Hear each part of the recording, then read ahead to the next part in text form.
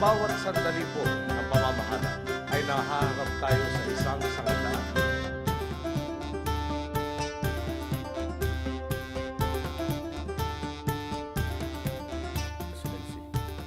To serve the entire country. I was not elected to serve the interest of any person or any group or any one class. I serve everyone and not only one.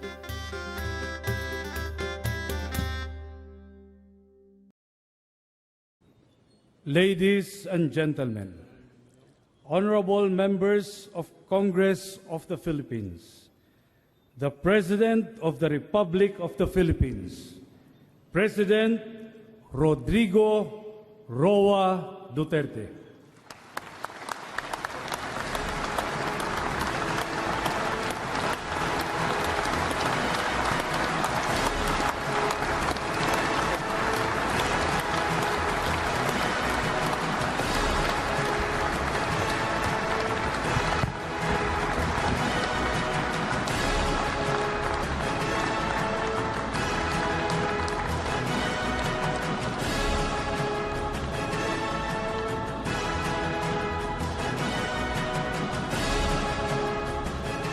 Thank you. Allow me a little bit of informality at the outset. You would realize that the three guys in the elevated portion of Congress are from Mindanao. So wala na talaga kaming masabi.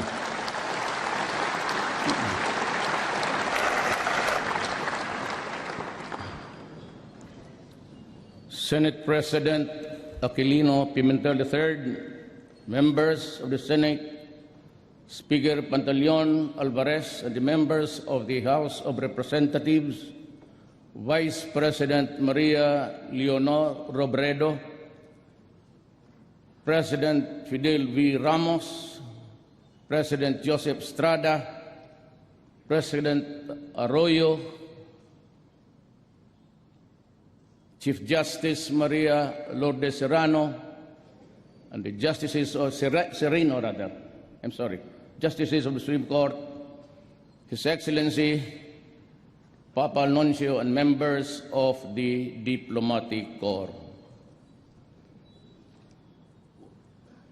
We cannot, well, of course, I have also to greet the Executive Secretary, Salvador Medjaldia, the members of the Cabinet, fellow workers in government, my countrymen. We cannot move forward if we allow the past to pull us back.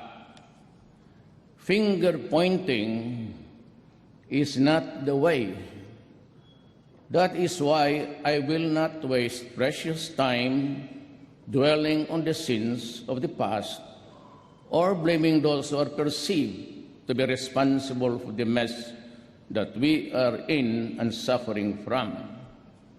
Except maybe to extract a lesson or two from its errors, we will not tarry because it is the present that we are concerned with and the future that we should be prepared for. Lest I be misunderstood, let me say clearly that those who betrayed the people's trust shall not go unpunished, and they will have their day in court. And if the evidence warrants, they will have their day of reckoning too. When I decided to seek the presidency of this republic, I knew what the ills of our country were. I knew their causes, and I was briefed on those who caused the causes. I heard the people on the streets complain that justice had become illusory, that equity and fairness and speedy disposition of cases had deteriorated into hollow concepts fit only for master's dissertations. It was and still is very sad indeed. As a former prosecutor, I know there are always ways of knowing how fast or how slow cases go. What I did was to look into the number of postponements and the time difference between each postponement and the next setting. It was simple as that. I will appreciate deeply if we all in government attend to this urgent need. I was determined then, as I am now determined and better positioned, to wage war against those who make a mockery of our laws, including those who make life for us all miserable. I wish to assure everyone, though, that vindictiveness is not in my system, just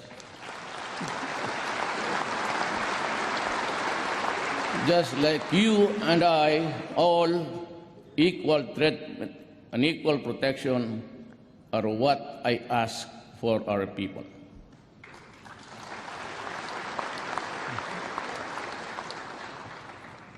But we must have the courage to fight for what we believe in, undeterred by the fear of failing or losing.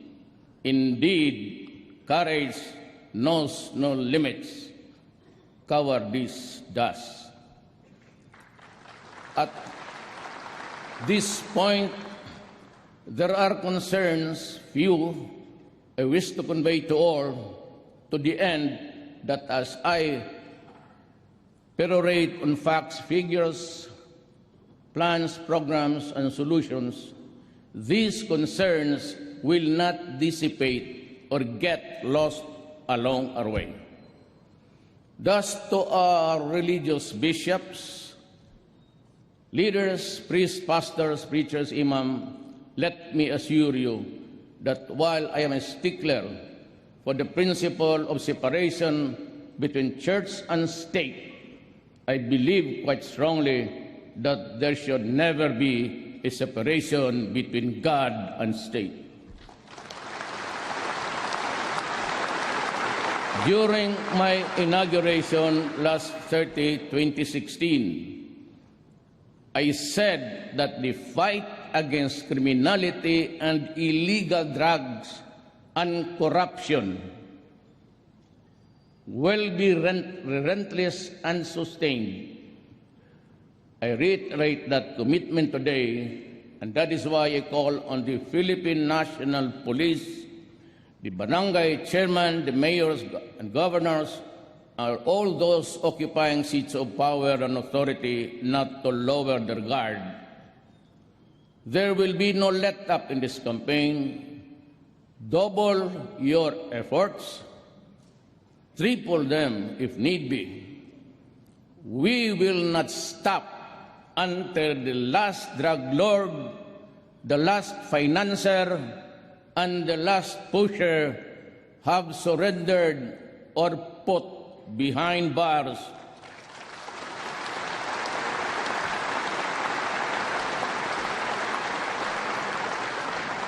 Or below the ground, if they so wish.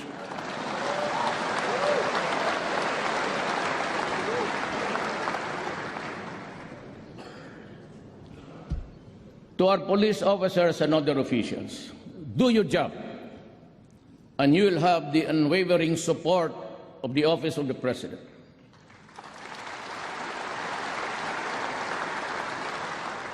I will be with you all the way.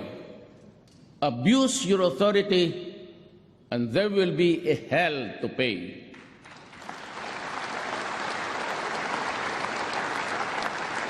For you will have become worse than criminality itself. I order the National Police Commission to hasten the conduct of investigation and adjudication of administrative cases against police officers involved in criminal activity and illegal activities. and prescribe policies on lifestyle checks for PNP members. In this quest, I will put at stake my honor, my life, and the presidency itself.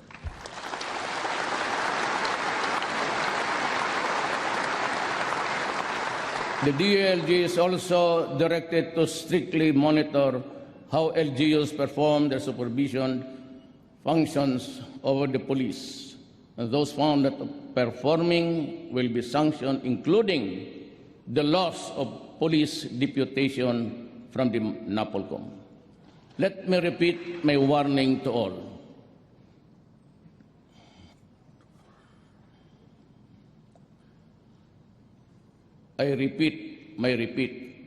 My repeat to all. Do not do drugs.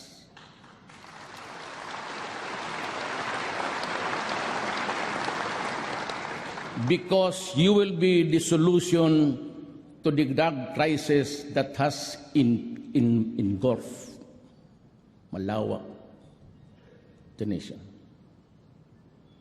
We will create an interagency committee on illegal drugs that will integrate efforts and strengthen the partnerships of all stakeholders. The reservists will be mobilized for information campaign against drug use and dissemination of information regarding drug rehabilitation program being offered by the government. Let us also strengthen our ROTC program to instill love of country and good citizenship. We will also prioritize the rehabilitation of drug users. We will increase the number of residential treatment and rehabilitation facilities in all regions of the country. The armed forces of the Philippines will facilitate the preparation for the use of military camps and facilities for drug rehabilitation. There can never be real, tangible, and felt development without making our people feel secure. And it is our duty to uplift the people's welfare. With this, my administration shall be sensitive to the state's obligation to promote and protect, fulfill the human rights of our citizens, especially the poor, the marginalized, and the vulnerable, and social justice will be pursued even as the rule of law shall at all times prevail. My administration shall implement the human approach to development and governance as we improve our people's welfare in the areas of health, education, adequate food and housing, environmental preservation, and respect for culture. Human rights must work to uplift human dignity.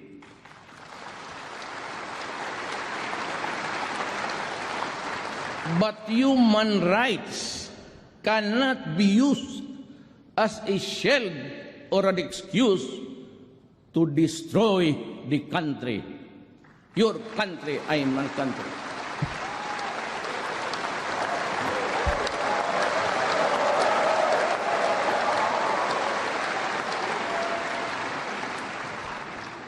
Meantime, since our country continues to be confronted with internal security threats aggravated by the existence and activities of the terrorist group Abu Sayyaf, the full force of the AAP will be applied to crush these criminals who operate under the guise of religious fervor. The AAP shall enhance its capability to search and engage these rogue and lawless elements. We have to strengthen our coordination with Indonesia and Malaysia to suppress the kidnapping in the waters of our neighboring countries. We will strengthen our counter-terrorism programs by amending various laws on human terrorism, terrorism financing, and cybercrime. This is our answer to the challenges of the global developments, on the non-traditional threats, transnational crimes, and fanatical terrorism. Addressing global warming shall always be our top priority, but upon a fair and equitable equation. It must not stymie our industrialization. We also endeavor to develop and cooperate partnership with nations sharing common interests and concerns with the Philippines, maintain and sustain bilateral and multilateral consultations and dialogues. We will continue to expand operation on human assistance, disaster response, maritime security, and counterterrorism. We shall deepen security dialogues with other nations to build greater understanding and cooperation. With regard to the West Philippine Sea, otherwise known as China Sea, we strongly affirm and respect the outcome of the case before the Permanent Court of Arbitration as an important contribution to the ongoing efforts to pursue a peaceful resolution and management of our disputes.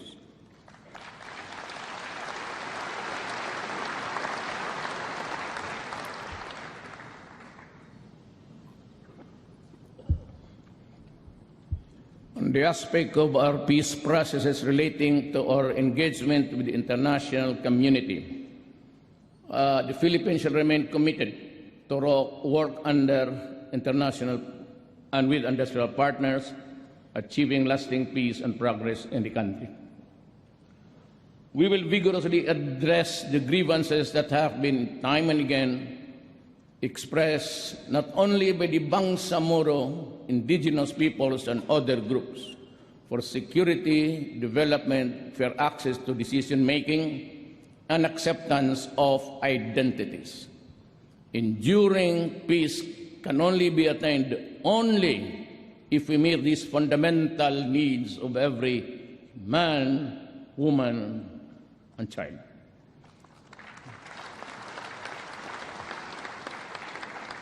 To our Muslim brothers, the Moro country, and the members of the CPP, NPA, NDF, let me say this. All of us want peace. Not the peace of the dead, but the peace of the living. We express our willingness and readiness to go to the negotiating table. And yet, we load our guns, fix our sights, pull the trigger. It is both ironic and tragic, and it is endless. While we extol the bravery and heroism of our soldiers, kayo, the rebels, do the same for your members and fighters. What I see instead are the widows and the orphans, and I feel their pain and grief, and no amount of cash assistance or the number of medals can compensate the loss of a human life.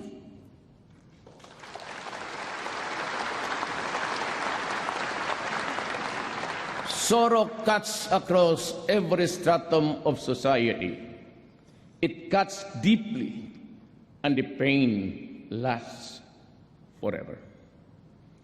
That is why I reach out to you, to all of you today, to our Muslim brothers. Let us end the centuries of mistrust and warfare.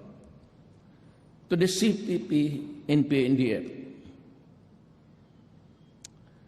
Let us end these decades of ambuscades and skirmishes. We are going nowhere, and it is getting bloodier by the day. To immediately stop violence on the ground, restore peace in the communities, and provide enabling environment conducive to the resumption of the peace talks, I am now announcing a unilateral ceasefire with the CPP, NPA, NDF, effective immediately, and call on our Filipinos in the National Democratic Front and its forces to respond accordingly. Let me make this appeal to you. If we cannot as yet love one another, then in God's name, let us not hate each other too much.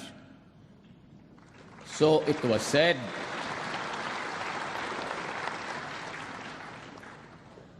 I say the same to you today. We will strive to have a permanent and lasting peace before my term ends. That is my goal. That is my dream.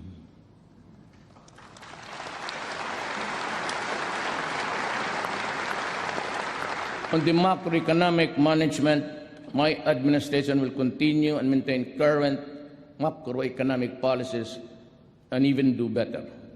We will achieve this through prudent fiscal and monetary policies that can help translate high growth into more and better job creation and poverty reduction.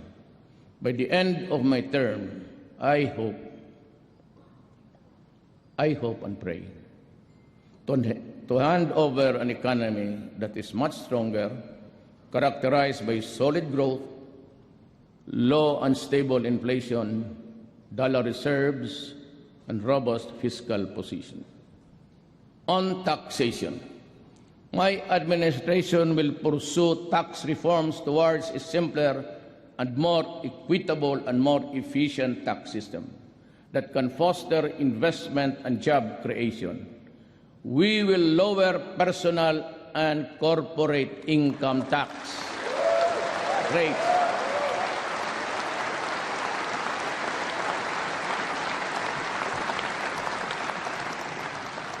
And relax the bank secrecy law.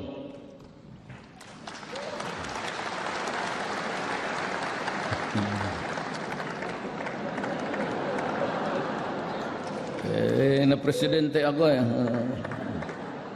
Ayaw ko sanang makialam dito sa mga to. Wala mo na. Well, anyway, may I continue? At the household level, there must be sufficient income for all Filipinos to meet the basic food and non-food needs for their families. We shall continue to track investments that will generate thousands of jobs each year, jobs that are suitable for the poor and less skilled members of the workforce. Reforms to ensure competitiveness and promote ease of doing business will be mandatory. Reacting to these needs, the restrictions on the economy will be needed to make more investments to come and to develop labor-intensive industries such as manufacturing, agriculture, and tourism shall be pursued. We must also invest in human capital and ensure equal access to economic opportunities. The implementation of the Responsible Parenthood and Reproductive Health Law must be put into full force and effect.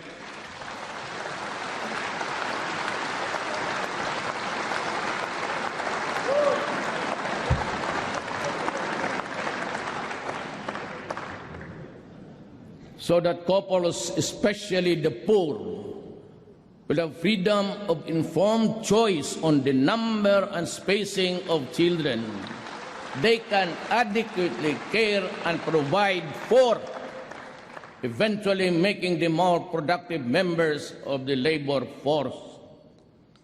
When employment is not an option, for instance, in extremely rural neighborhoods, entrepreneurship will be advocated.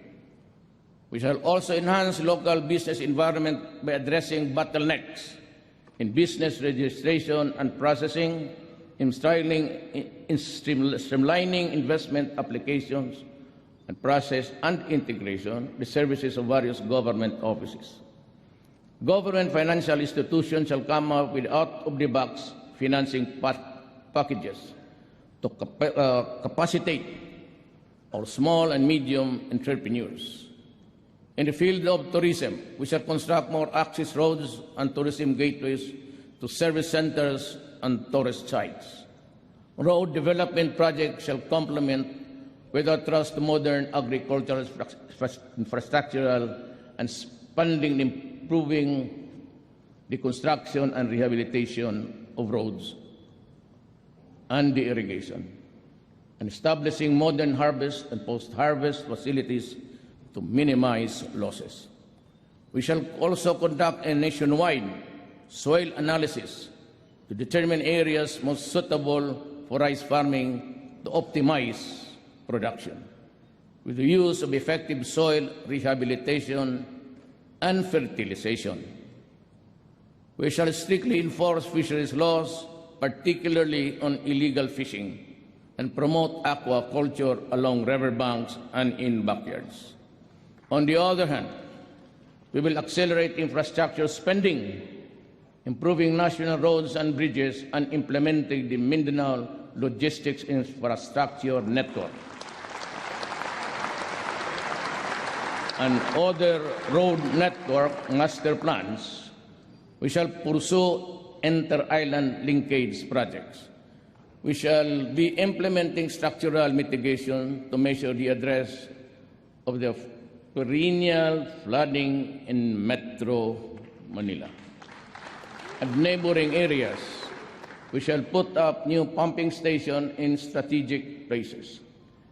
The revival of the operation of the Pasig River Ferry service system is a viable option for the severe traffic congestion in Metro Manila. This serves as an alternative mode of transportation for passengers, particularly those coming from the east side of Metro, to reach specific destinations within the cities of Manila, Mandaluyong, Pasig, Taguig, Marikina, and Quezon City. Our anti-colorum campaign and out-of-line apprehension, including the removal of terminals, will be intensified, and my God, it will be done. Immediately. We will not stop until the last drug lord, the last financier, and the last pusher have surrendered or put behind bars.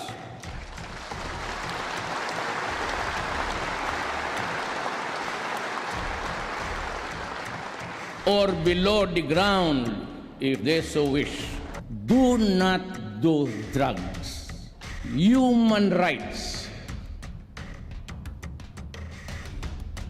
must work to uplift human dignity.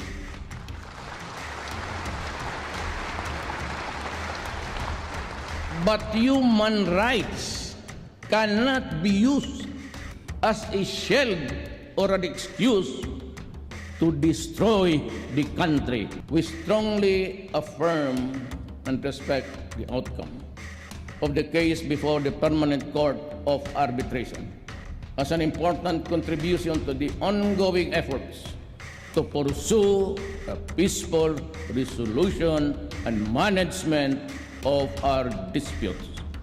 I am now announcing a unilateral ceasefire with the CPP, NPA, NDF.